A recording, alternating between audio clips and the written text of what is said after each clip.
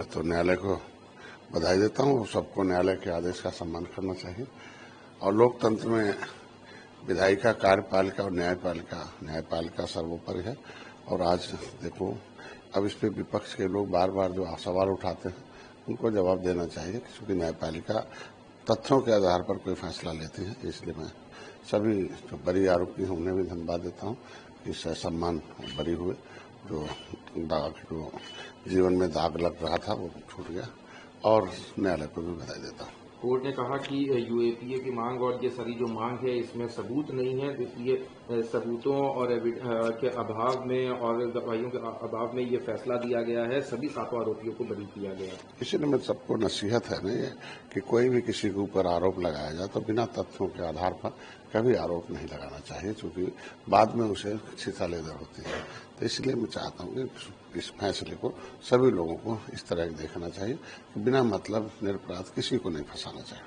Sir, अभी देखा गया कि पार्लियामेंट में दिल्ली में बिहार में एसआईआर के मुद्दे के खिलाफ विपक्ष के सांसदों ने का बड़ा विरोध प्रदर्शन, सब एक साथ विरोध कर रहे हैं। देखिए, चुनाव आयोग का फैसला है, देश के नागरिक ही अब वोट डालें, बल्कि बाहर से न लोग वोट डालें। और बड़ी विसंगति है, बहुत लोग कई जगह वोट है।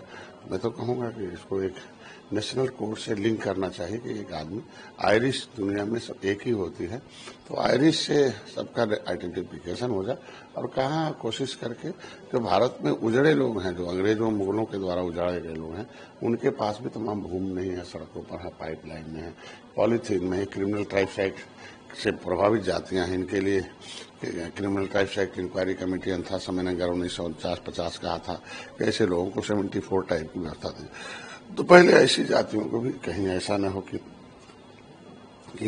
दस्तावेज के अभाव में देश को आजाद कराने वाले छूट जाए। इनकी भी व्यवस्था होनी चाहिए और एक अवसर मिलना चाहिए। सर, निफ्टी और सेंसेक्स में आज गिरावट देखी गई। अमेरिकन टैरिफ इंपोज होने के बाद ये गिरावट देखी गई। हालांकि डोनाल्ड ट्रंप ने ये भी कह दिया है ट्वीट के माध्यम से कि रशिया और भारत जो साथ में डील कर रहे हैं, दोनों की इकोनॉमी खराब इकोनॉमी है और अमेरिका किसी भी टैरिफ को, हाई टैरिफ का जो इंडिया लगाती है उसका बदला अपना टैरिफ इंपोज करके लेगा। देखिए, इकोनॉमिक पॉलिसी है और हमको लगता है अर्थव्यवस्था को मजबूत करने के लिए जितने भी कदम उठाने चाहिए सरकार को उठाए। और जनता ने इसी विश्वास के साथ अवसर दिया है कि हम लोग देश की अर्थव्यवस्था को सही रखें और हमेशा सोने की चिड़िया भारत थी, फिर से समृद्धशाली बने, सशक्त भारत बनी गया है और आत्मनिर्भर बने।